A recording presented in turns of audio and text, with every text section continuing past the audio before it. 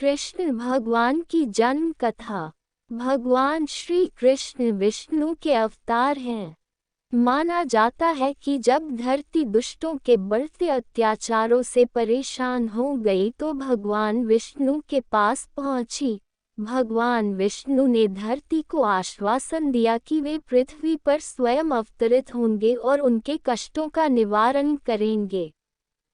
जन्माष्टमी कब और क्यों मनाई जाती है? भाद्रपद कृष्ण अष्टमी को श्री कृष्ण जन्माष्टमी कहते हैं, क्योंकि यह दिन भगवान श्री कृष्ण का जन्म दिवस माना जाता है।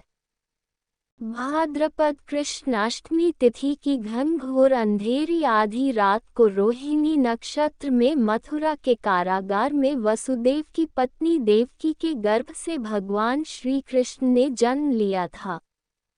यह तिथि उसी शुभ घड़ी की याद दिलाती है और सारे देश में बड़ी धूमधाम से मनाई जाती है।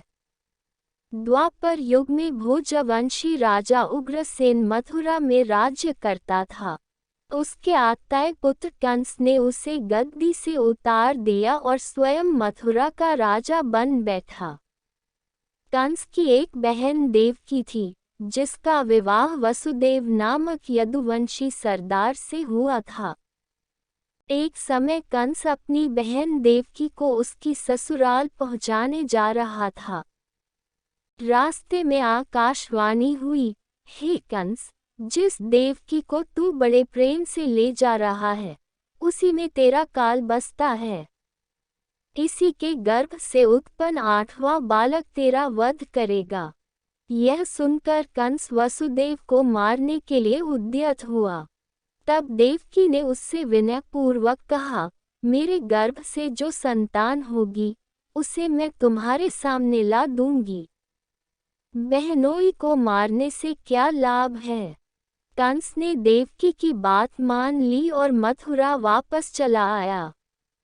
उसने वसुदेव और देवकी को कारागृह में डाल दिया, परंतु उसने अपने पिता समेत देवकी और वासुदेव को कारागार में डाल दिया। इसी बीच नारद मुनि ने कंस से भेंट की और उसे और विचलित कर दिया कि क्या पता कौन सी संतान उसके विनाश का कारण बने। यह सुनते ही कंस ने यह तय कर लिया कि वह देवकी और वासुदेव की सभी संतानों को मार डालेगा। वसुदेव देवकी के एक एक करके 7 बच्चे हुए और 7 को जन्म लेते ही कंस ने मार डाला। अब 8वां बच्चा होने वाला था। कारागार में उन पर कड़े पहरे बैठा दिए गए। उसी समय नंद की पत्नी यशोदा को भी बच्चा होने वाला था। उन्होंने वसुदेव देवकी के दुखी जीवन को देख 8वें बच्चे की रक्षा का उपाय रचा। जिस समय वसुदेव देवकी को पुत्र पैदा हुआ, उसी समय संयोग से यशोदा के गर्भ से एक कन्या का जन्म हुआ, जो और कुछ नहीं सिर्फ माया थी। जिस कोठरी में देवकी वसुदेव कैद थे, उसमें अचानक प्रकाश हुआ और उनके सामने शंख, चक्र, गदा, पद्म धारण किए चतुर्भुज भगवान प्रकट हुए। दोनों भगवान के चरणों में गिर पड़े। तब भगवान ने उनसे कहा, अब मैं पुनः नवजात शिशु का रूप धारण कर लेता हूँ। गोकुल मंडल के मुखिया नंद और उनकी पत्नी यशोदा भी उनके कष्ट से बहुत दुखी थे। देवकी और वासुदेव के 7वें पुत्र को वासुदेव की दूसरी पत्नी रोहिणी के गर्भ में स्थानांतरित किया गया। यह भी भगवान विष्णु की माया थी।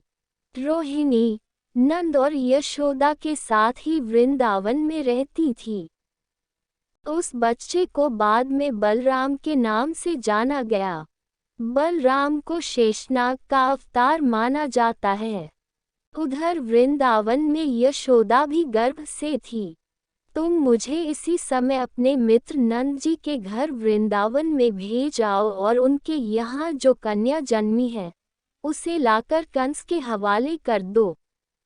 इस समय वातावरण अनुकूल नहीं है, फिर भी तुम चिंता न करो।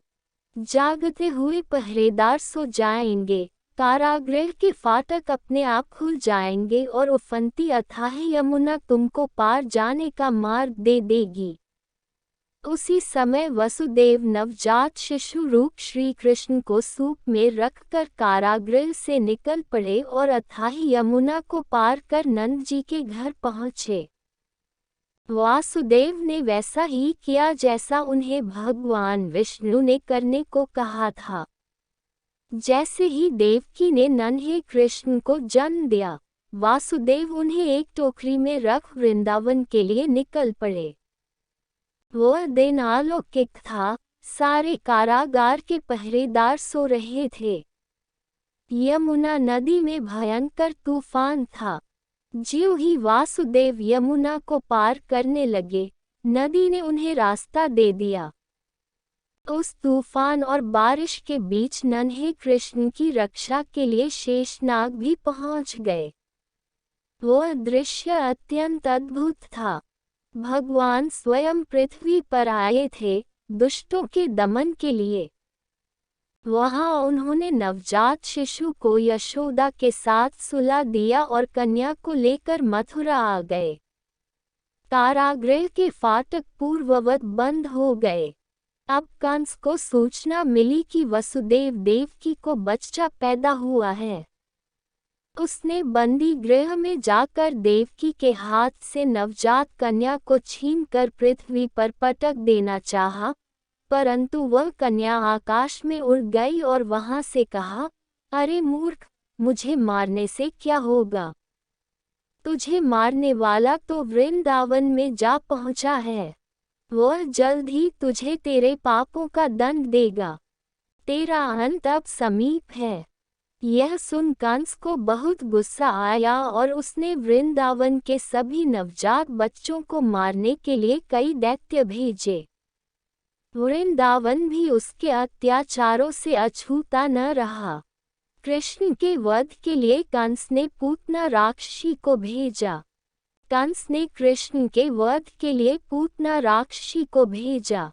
पूतना ने एक सुंदर स्त्री का रूप धारण कर लिया। वह कृष्ण को गोद में लेकर घर से थोड़ी दूर निकल आई। जैसे ही उसने नन्हे कृष्ण को स्तनपान कराया, वह दर्द से करहाने लगी और बचाओ बचाओ चीखने लगी। जब तक गांव वाले वहां पहुंचे, पूतना का वध हो चुका था। नन्हे कृष्ण की उस लीला को कोई भी नहीं समझ पाया था। उन्हें सब एक नन्हे बालक के स्वरूप में ही देखते थे। लोगों को यह कभी लगा ही नहीं कि वह नन्हा सा बालक एक राक्षसी का संहार भी कर सकता है।